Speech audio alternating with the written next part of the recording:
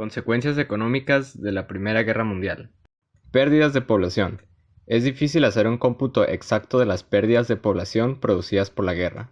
Esto es, en parte, porque los datos del periodo distan mucho de ser perfectos, pero también porque las bajas militares tan solo fueron una pequeña proporción del número total de muertes ocurridas en ese periodo. Murió mucha más gente de hambre y enfermedades, o como consecuencia de la guerra civil, que en el campo de batalla.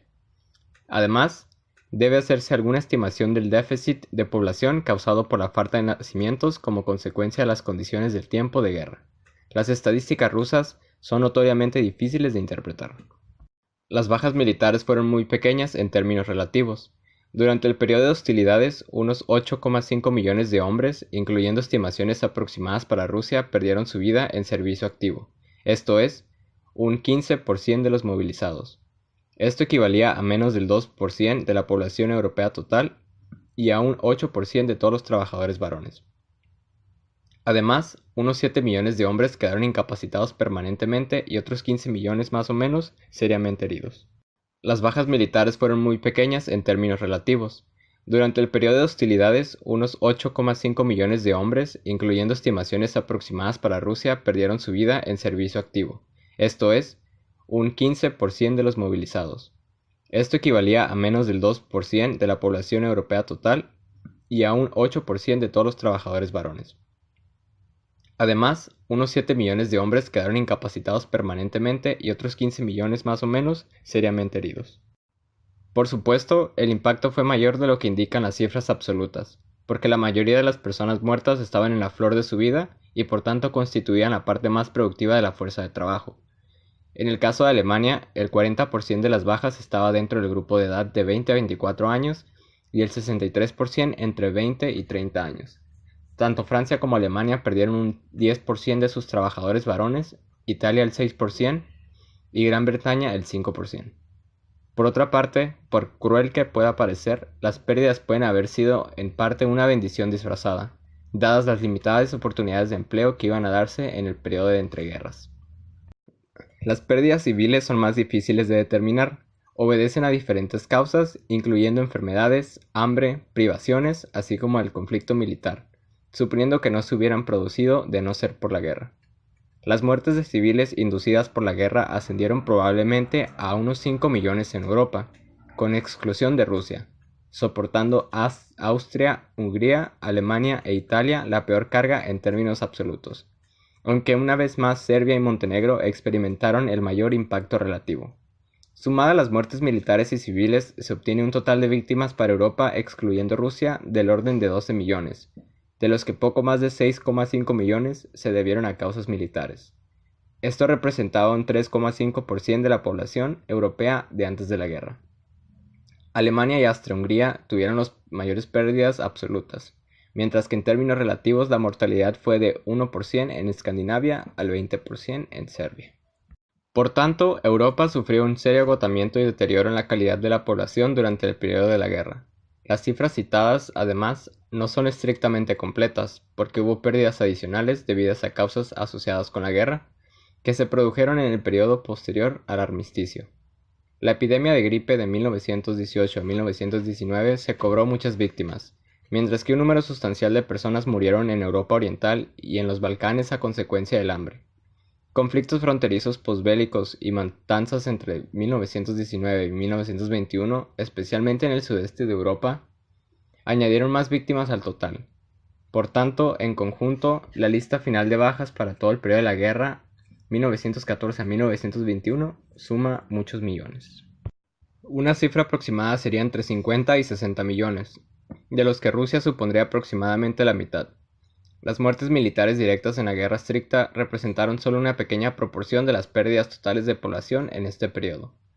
En términos humanos, el desastre puede considerarse poco menos que trágico, pero es dudoso que la pérdida tuviera un impacto fuerte y permanente en los países afectados.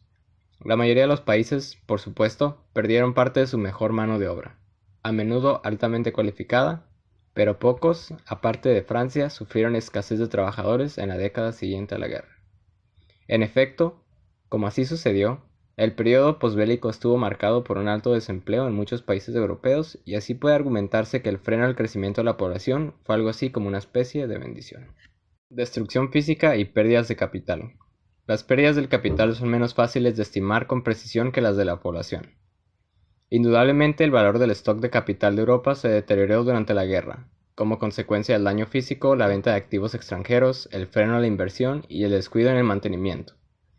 Stamm calculó que la guerra destruyó el crecimiento normal de unos 3 o 4 años de las rentas derivadas de la propiedad en Europa, o una 30ª parte de su valor original. Y a esto debe añadirse una cantidad desconocida por el deterioro del stock de capital existente, debido al descuido o falta de mantenimiento.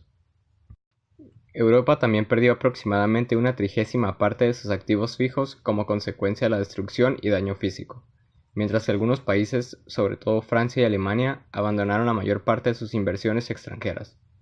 Además, por supuesto, algunos países sacrificaron territorio y propiedad por los acuerdos del Tratado de Paz. Este aspecto se analiza de forma separada en una sección posterior. La incidencia del impacto destructivo varió considerablemente de país a país. Los países neutrales escaparon ilesos y en algunos casos estuvieron en mejor forma física en 1919 que al principio de la guerra. La mayoría de los países beligerantes, por otra parte, experimentaron cortes sustanciales en la inversión, con el resultado de que sus stocks de capital eran menores al terminar las hostilidades. El daño físico fue máximo en los principales teatros bélicos, especialmente en Francia y Bélgica, aunque a Italia, Rusia y algunos países de Europa Oriental también les fue mal. En comparación, Gran Bretaña, Austria y Alemania, aunque beligerantes principales, fueron castigados con bastante poca severidad. Bulgaria también lo hizo mucho mejor que sus vecinos de la península balcánica, porque el país nunca se convirtió en zona de guerra y así evitó una destrucción fuerte o el despojo de la propiedad. Indudablemente los territorios ocupados corrieron la peor suerte, porque compartieron las privaciones de los imperios centrales, mientras que al mismo tiempo eran explotados al máximo por el bien de amos temporales. En otras partes, el daño físico fue mucho menor, aunque la mayoría de los países sufrió un sustancial atraso de inversión que enjugar. Alemania perdió pocos activos nacionales, pero la mayor parte de sus activos exteriores fueron vendidos o embargados y tuvo que pagar un precio oneroso en concepto de reparaciones por su infracción. La mayor parte de las pérdidas físicas de Gran Bretaña fueron buques, aunque vendió una pequeña parte de sus inversiones ultramarinas para pagar la guerra. Francia perdió unas 2/3 partes de sus activos exteriores de antes de la guerra, o a causa de la inflación. La tarea de reconstrucción era ciertamente sustancial y en algunos países solo podía llevarse a cabo mediante un recurso a la financiación inflacionista. Sin embargo, el proceso de recuperación europeo en su conjunto se hizo más difícil a causa del hecho de que los acuerdos del Tratado de Paz impusieron graves sanciones a los vencidos y procedieron a repartir el mapa de Europa de una manera que iba en detrimento del bienestar económico de este continente. El legado financiero de la guerra. Las implicaciones financieras de la Primera Guerra Mundial fueron más serias que las de la Segunda. Esencialmente, ello se debió a que el método de control financiero fue mucho menos exigente en el primer caso, y no a que la escala de las operaciones militares fuese mayor. De hecho, fue al revés. El coste directo total fue, por supuesto, grande, unos 260 millones de dólares si se incluyen todos los beligerantes, aunque las cifras absolutas no significan mucho. Los mayores gastos correspondieron a Gran Bretaña, Estados Unidos, Alemania, Francia, Austria-Hungría e Italia, en este orden.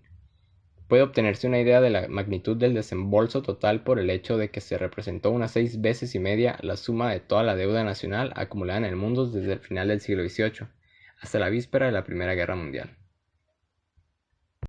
La dimensión del programa de gasto bélico no es particularmente significativo, aunque naturalmente podrían señalarse los modos más fructíferos y constructivos en que podría haberse ganado el dinero. Lo que cuenta es la manera de financiar el gasto.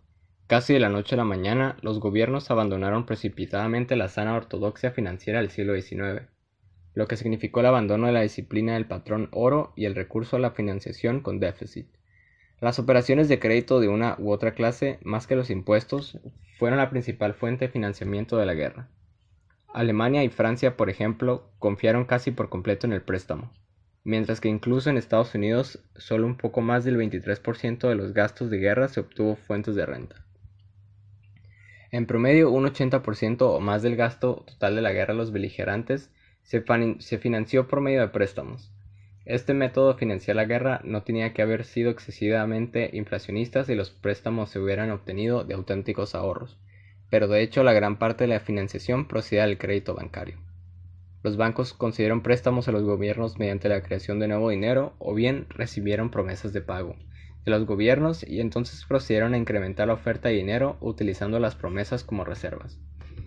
Los detalles del mecanismo variaron de un país a otro, pero el resultado final fue con mucho el mismo. Las deudas públicas aumentaron rápidamente, incrementándose la proporción de la deuda a corto plazo a medida que pasaba el tiempo. La oferta monetaria aumentó considerablemente y las reservas metálicas de los bancos en relación con el pasivo cayeron notablemente. A fines de 1918, la oferta monetaria alemana había aumentado 9 veces y el déficit presupuestario 6 veces, mientras que la relación entre las reservas metálicas y los billetes de banco y depósitos había bajado del 57% al 10%. La situación fue incluso peor en el caso del Imperio Austrohúngaro, mientras que Francia y Bélgica también lo pasaron mal. En general, la degradación de las condiciones financieras fue más aguda en los países de Europa Central, menos aguda en los países neutrales y moderado alcance en los demás.